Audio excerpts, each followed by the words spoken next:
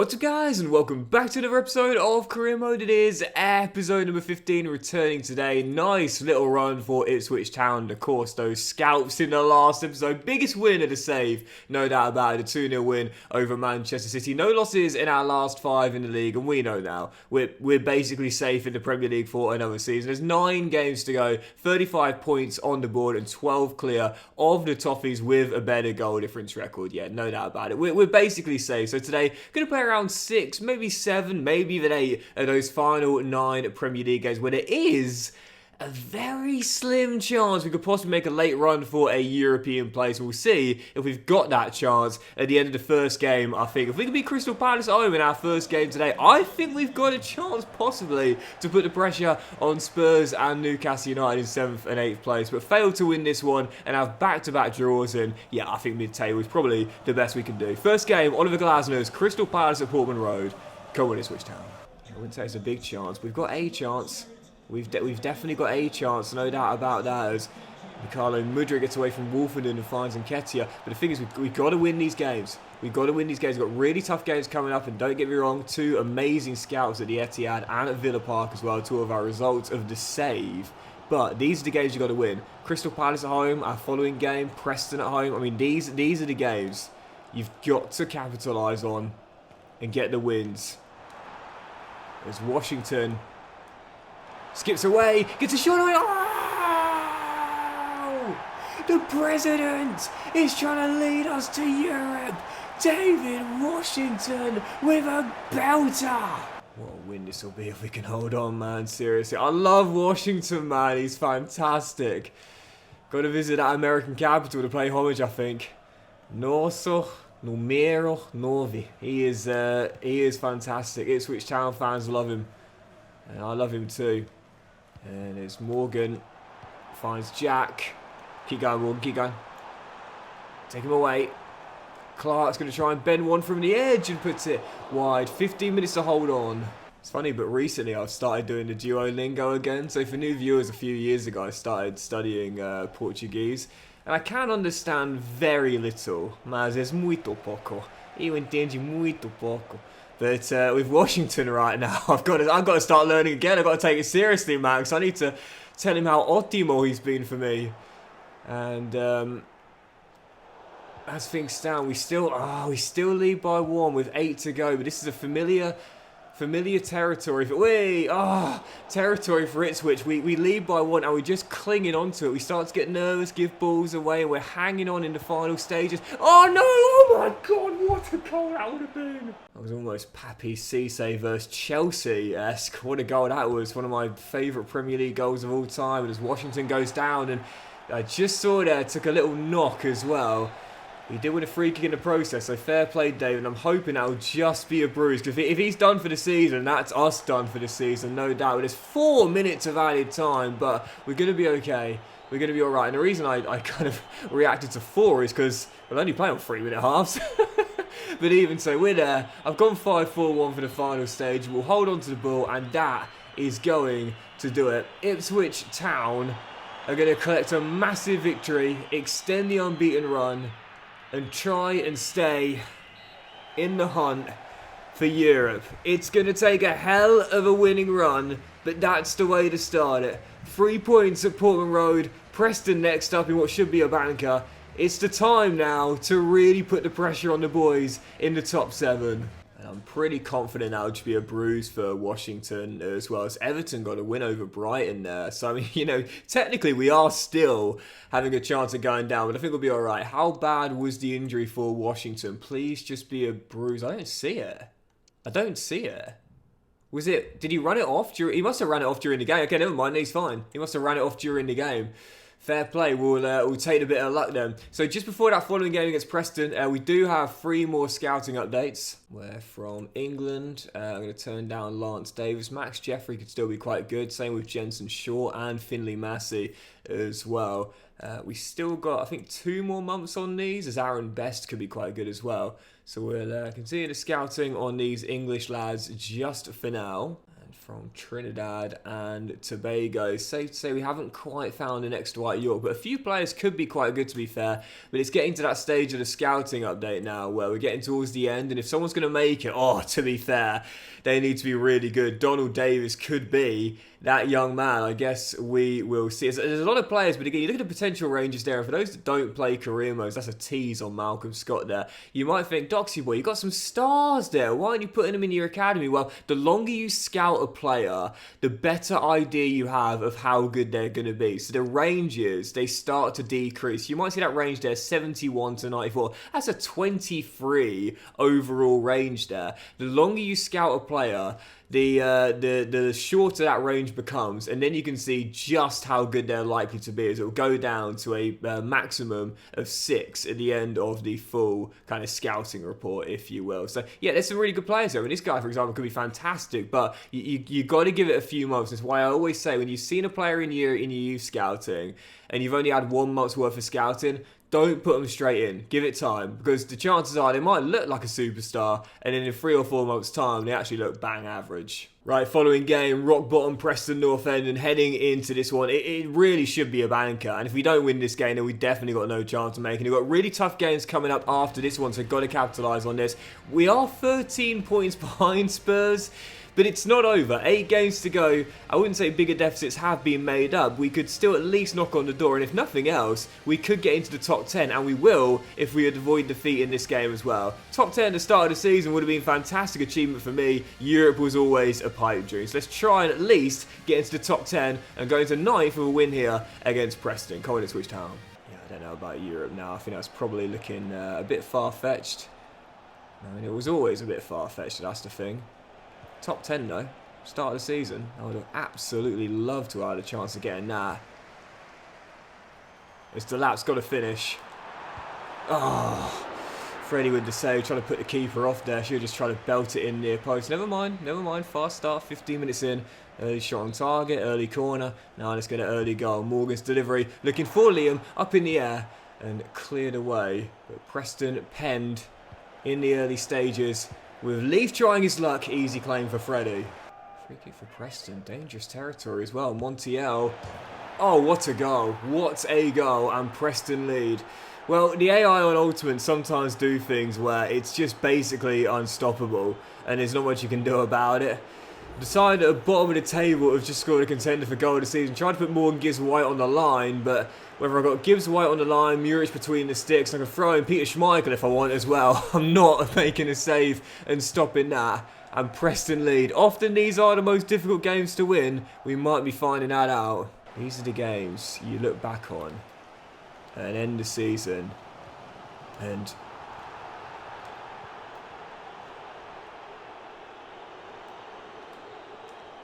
you say, this is why we didn't get to where we wanted to get to. Never mind losing at Anfield. Never mind defeat at the Emirates. No one's going to mind about that. But if you can't beat bottom place Preston at home, you only got yourself to blame. How are we still losing this game, man? Honestly. Oh no, what's happened there? What's happened? How's he got away there? How's he got away there? Oh my word. 2 chances. Well, 1 proper chance and 1 free kick from range, and Preston are 2-0 up. Well, no one saw us winning a 2-0 at the Etihad, so I guess this is karma. No one saw Preston winning 2-0 there. What a choke. I mean, come on, no one really thought we had a chance at Europe anyway, but it would have been nice to at least have been mathematically in the hunt for it. The lap gets us right back in it from kickoff. We've got to at least salvage a point now. Running out of time, I think, no. Oh, that's a crunching tackle. Thankfully, Washington gets back to his feet, but... And plays a great through ball. The lap! Come on! 3 to go. Can we go and win it now? Bring the ball first as Preston now is trying to see out a point. Is that it's going to go to Muric? Is there enough time to get the ball forward? He's got to kick it long and hope for the best route. I think, no, time's going to run out. Well, from 2-0 down to battle back and claim a point, you've got to praise the resilience. But the problem was, we shouldn't have been in that situation in the first place. Scorched from range in the first half, lapsed in concentration in the second. The lapse solo brace got us the leveller after scoring the goal to get us back in it, but That's shocking. What a... Well, it's over now. No chance at Europe now. Well, safety's in the bag. So that was the #1 goal this season. Just survive. But now, as we started to become a better team throughout the course of the campaign, can't blame me for wanting bigger things, but I guess the next step shouldn't be Europe, really. It should be top 10. And that's where we are right now. 7 to go, 10th place as we take on Chelsea. European dreams are always completely far-fetched. They've now gone out of the window. So now the most important thing is having the most amount of points we can get in the final 7 that can hopefully secure a top 10 finish. Following contest, Chelsea away at Stamford Bridge. Come on, Ipswich Town. You've got to take it in stages, really. Got to take it in stages. I mean, we're not quite at a level of a European side yet, so why should we target in qualification for it? And I've told this anecdote before, but it really kind of proves the point. You should always try and take things bit by bit, piece by piece, and not jump too quickly and hurt yourself in the process. So when I was a kid, I was like 7, 8 years old, I was playing down the park with my friends and my brother as well, and they were all like swinging across on the climbing frame from one side to the other, and I didn't have the upper body strength, believe it or not, at 7 to do that. So every time I tried to climb across the bars to get from one side of the climbing frame to the other, I just couldn't like reach the next one, only holding one bar with like my left hand and trying to get to it with the right hand. I didn't have enough strength, so I thought, the genius in me thought, what I'll do is I'll jump as far as I can across to the middle, grab one of the bars and then swing to the other side. Guess what I did? I jumped, I slipped on the bar, and I fell backwards, and as I was falling to the ground, about to break my back, thankfully, instinctively, subconsciously, put my right arm underneath my back. And it's Jack Clark shot his blocks, and in the end I broke my arm basically. But that was just a case of trying to go too far too quickly, trying to do too much too quickly when I wasn't ready for it. In the end, it cost me a broken arm.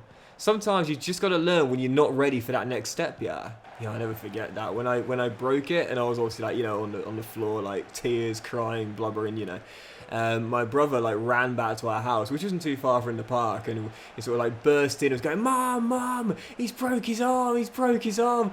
And my mum, ever the affectionate woman, goes, oh no he hasn't, it's fine, run it under a cold tap. And then when I eventually sort of like stumbled through the door, she was like, oh, actually it is a lot worse than I thought. Okay, let's go to the hospital, And Sterling tries to get away, shoots and is denied by Muric. And then she took it a bit more seriously. If there's ever a moment that sums my mum's tough love up, it's that. Run it under a cold tap. Oh, Pepe's going to get around Jacob Greaves, and I'm noticing that a lot more now as the chip will be headed off the line by Dyer O'Shea. It prevents the second. There's not enough time to get forward for a... it might have been for a last chance, but I can't even be mad at the referee because I didn't play well in that game at all. I'm noticing that a lot this year. You get exploited playing a high line a lot more frequently than you used to. I like that. You used to get away with playing like a really high line against whoever and against whatever striker. Now it's a lot tougher to get away with it. Your centre-halves don't catch up like they used to. Even so, Chelsea win. Didn't play well in that game. Can always accept when I haven't played well. Did not play well in that game. Easy 3 points from Maresca's side. And now, top 10 might be outside of it. Yeah, back outside the top 10 on goal difference. But to be fair, when you look at a cluster of teams here outside the top 8, we could catch Newcastle. It's unlikely now with them having a game in hand as well. It's incredibly, incredibly tight. Just 4 points separate 5 teams from 9th to 13th place. And I could see us possibly end up finishing as low as 15th place or possibly as high as 9th. That's what I want, the latter. So, following game, Arsenal at home, heading into this one though with the Gunners right now, trying to cling on to a Champions League place. An incredibly tough game to follow on from that loss to Chelsea. That's why those bankers, like that game against Preston there, you've got to make sure you win them, because these are the games when just getting a point is going to be hard enough on its own. Following game, Mikel Arteta's Arsenal at Portman Road.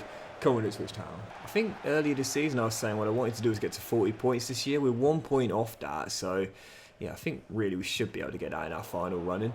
Again, we've got more goals than last year as well. I mean, there's improvements individually, but also with the team as well. We've only lost once at home. Twice at home all season long. As Delap. Oh yeah, there's a collector's item. Kisses both posts to find it back in the net.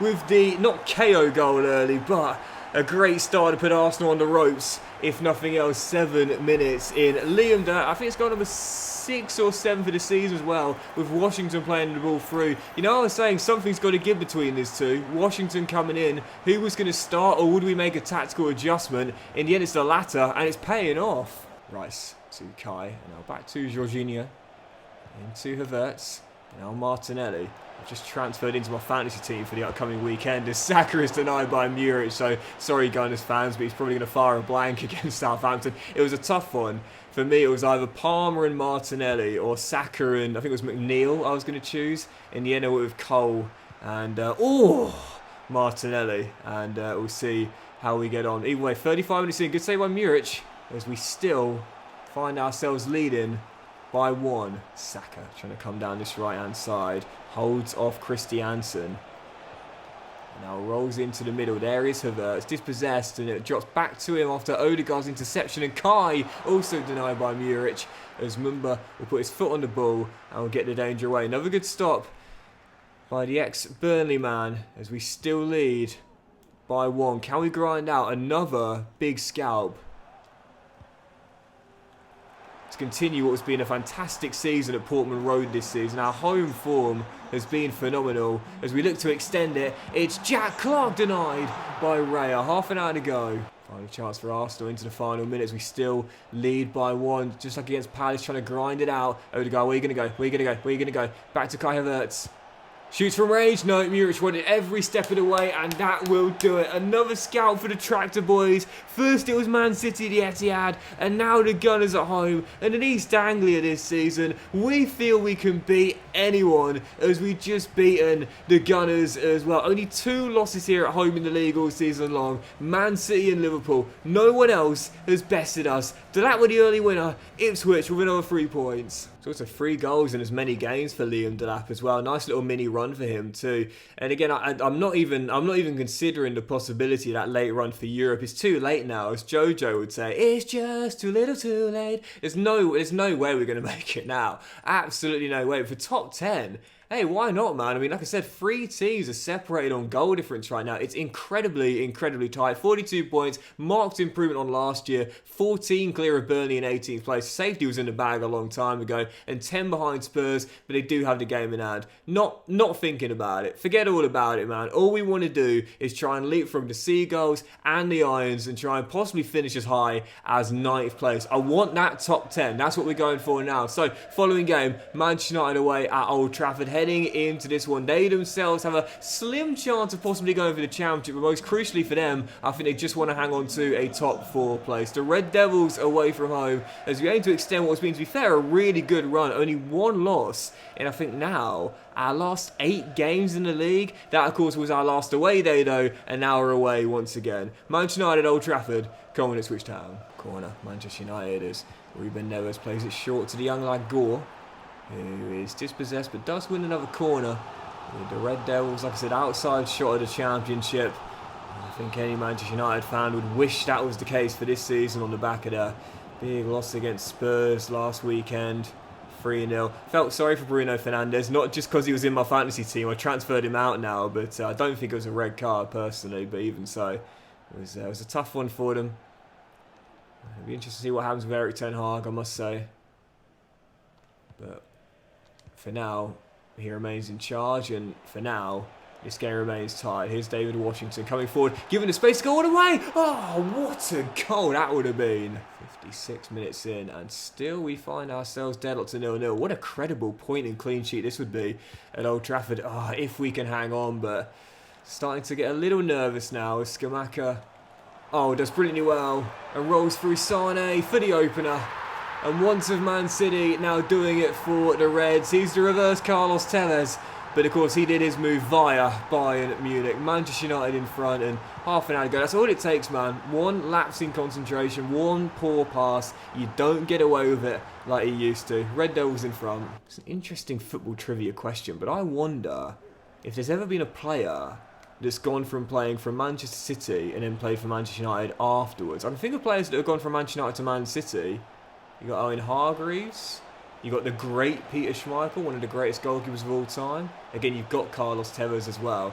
But those were, again, first club Manchester United, second club Man City. Has there ever been a player that's done it the other way? In this save, it's Leroy Sané, of course, via Bayern Munich, but I can't think of any. If anyone can, let me know. As Delap gets a shot away, and it's denied by Unai Simon. Still trailing by 1, 12.5 to go. Can we find a leveller? No, run out of time, and that is going to do it. Back-to-back away day losses, and it's amazing to think that so recently we went to Villa Park and the Etihad and won, but come on, man. Those are blips and flashes in the pan. We don't travel well. We haven't all season long, so not surprised by that.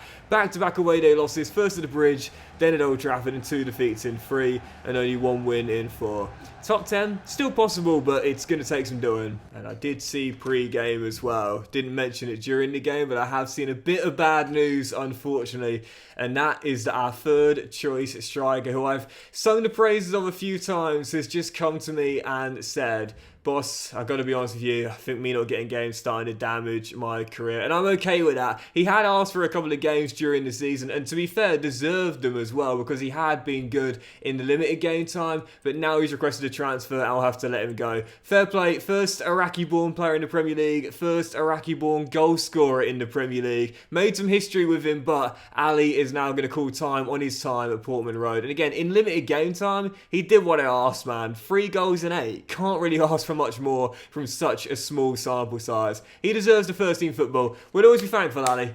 We'll always be thankful. Not going to stand your way. And like I said, I really don't mind when a player requests a transfer when he's not been playing. There's nothing wrong with that at all. Absolutely nothing wrong. And to be fair to EA, I have to give them credit. I haven't noticed, touch wood, fingers crossed it continues, I haven't noticed it this year where a player will be playing the majority of games but might miss out on like a meaningless Europa League group stage game and then request a transfer. This season, I haven't noticed that. So fair play. I think EA have listened to the community and they have worked on it as well. Fair play. So just before our following game, I think we'll do 2 or possibly 3 more today. We got 3 more updated youth scout reports from England, Trinidad and Tobago and Georgia. Whereas we've got 1 more month's worth of scouting. I might as well leave these guys in the academy and just see how they look on the final month, and then possibly give them scholarships if they possibly deserve it. But again, just not finding those gems anymore. A lot more difficult. And from Trinidad and Tobago, I do quite like the look of Dexter Jackson, to be fair. 6'3", 17 years old. He could be quite good, you know. In fact, I might actually give him a scholarship, to be fair, right now. And I can see the scouting on these guys. Again, there's quite a lot, but you've got to give it a few months to see just how good they're going to be. But to be fair, again, there are a couple here that do excite me. We'll see how they look in the final month and see if they're going to get scholarships or not. And as from Georgia, well, we do have, to be fair, a really good young talent in the academy right now from Georgia. So there's still a few here that could be quite good. I want to see that lad right at the bottom there with a 55 to 75 overall. But again, one thing I am noticing this year, and it seems you guys have a similar experience, is you'll find a player with a great overall, but sometimes the potential doesn't quite match up. I guess we'll see on Boris how he looks after 1 more month. Right, yeah, possibly to play on the game today. Southampton away at St Mary's, struggling for their lives down the bottom of the table. For us in 11th place right now, I'd say if we are to finish in the top 10, we probably need to win all but 1 of our remaining games. So this is one we should be going for a win in, despite the fact we've lost both our last away days and really do struggle on the road. Southampton away at St Mary's. My eyes are still on top 10. Let's not stop focusing on that as we go for what will be our best ever finish so far in the career mode. Come on, Ipswich Town. 14 minutes in, still 0-0. Southampton need these points more than we do. We want top 10, they want Premier League safety. Oh, what a turn and what a save by Muric to keep it goalless. You know, I have to say, one thing I've always said that I really believe is missing in career mode is upgrades for players going into new seasons. They can have potential upgrades, but never what you call like an overall spike, if you will, unless they're, of course, loaned out. But to me, I think sometimes it would befit the situation. Muric, still quite a young goalkeeper, especially in goalkeeper terms, going for another Golden Glove. Absolutely sensational for the 2nd year in a row, and yet he's still going up gradually 1 by 1 by 1. If he was to have an upgrade going to a season, if it was real life, he'd be up like 3 or 4 ratings. That's a real miss from EA. You should see players get upgraded if they've had a phenomenal season the previous year. Dolan is onside there, and clips the post, almost caught him out. Scambling a bit bit here with the Saints trying to get themselves through. Good tackle. Oh, no. Got to be stronger. Got to be stronger than that, mate. You can't half-heart a tackle. Not at this level. Come on. If you're going to put your foot in, you've got to get in. You can't just lazily dangle it over the ball. Come on, that's poor. Really poor. And the Saints with the opener. And they need the points more than we do.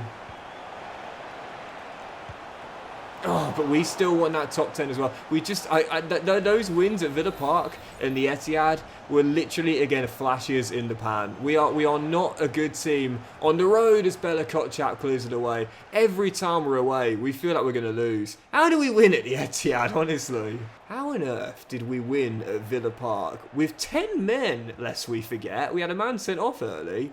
And then go to the Etihad and beat the champions in their own backyard 2-0. I have no idea how we pulled that off. I really don't. So we get a little bit of lucky there, but we'll take it. Liam did that with the level. A very lucky goal, but we'll have it. Oh, no, good ball through. Jacob, got to be careful here. Brereton Diaz. Ipswich Town and away from home. Name a more pathetic duo. Every time we're away from home, we cannot get a result. And I'll say it once again. How did we beat Aston Villa away with 10 men and Man City as well? It's just, we can't win away. At Portman Road, we can take out anyone. Away from home, we get beaten by anyone. Embarrassing, man. Oh, Washington! To the rescue!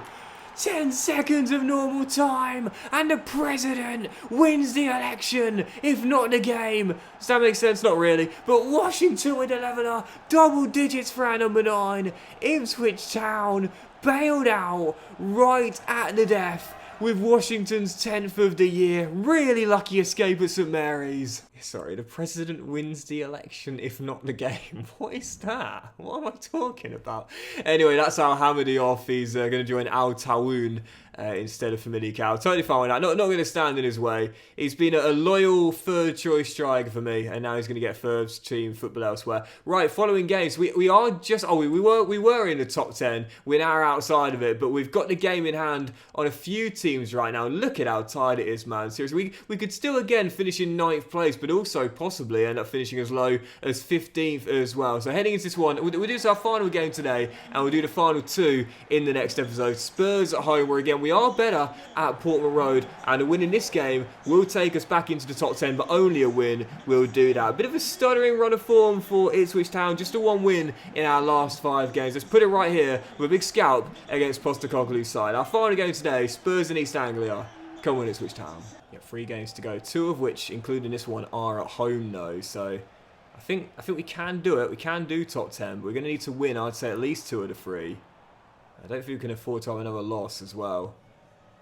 And again, finish mid-table is what the board said at the start of the season, but that's subjective. That could be, 8th, 9th, 10th, 11th, 12th, 13th. I mean, really, it's subjective. We know the board can sometimes be quite critical with their definitions. Gives White, takes it on early, and I had more time there. Adrenaline's got the better of me. Vicario with the save, and I really should have dribbled a little bit closer towards Venom. Still 0-0, 23 minutes in, and a good chance. Spurned as it's a good stop by the Italian low down to his right to keep it goalless for now. Fast start from the Tractor Boys, but what do you expect in East Anglia? This is what we do at home.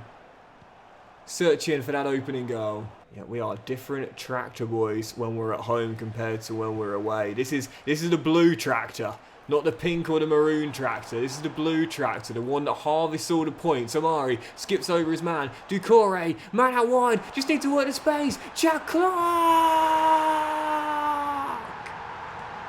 Of course! His first league goal would come against Spurs. Who else? Clearly, Jack Clark just likes being a bit of a villain. I mean, his first goal of the season coming at St James's Park is obviously Sunderland connections. Meant you knew he'd want to score that one. And then today against Spurs, the team who he joined from Leeds at an early age but never really developed with before moving to Sunderland, gets a goal here as well. As we're still leading by 1, and he'll try again, and his shot's blocked, and Vicario just about gets away with it. He only turns up against Newcastle, Spurs, and I guess it'll be Leeds as well when the time comes. Still leading by 1, cracking ball out wide as we go for a second. So nice ball through, that's Kingsley Coman, Christensen caught out, trying to catch up. Roll back into the middle. Greaves is there. And the pass is poor, but again, how often do we say it? You can't do that anymore. You can't do that anymore. And I'm learning the hard way. Throw away, and Spurs with a level of 12 to go. What was that? At the start of the episode, we said there was a very slim outside possibility at a European place, but it's safe to say that's definitely not possible now, not even mathematically. But a bigger picture, despite just one win in our last 6 games and a bit of a stumbling run of form from the Tractor Boys, it's still been a marked improvement on last year. Last season, we go into those games and possibly expect to get thumped 3 or 4-0. Now, we're often disappointed when we don't win. Taking it in stages like Ipswich Town have been, it's still been a great second season and a marked improvement from the Tractor Boys. But that'll do it for today's episode of Career Mode, guys. Big thank you for watching. Really hope you have enjoyed. If you have, then please do drop a like. So you'll have a fantastic day. I'll return in the next episode, the season finale. We'll play the final 2 games, see if we can finish in a top 10 place. We'll wrap up the season, see who won what, and one last look at the squad heading into season 3. Have a great day, guys. Much love, and I'll see you for the season finale very soon.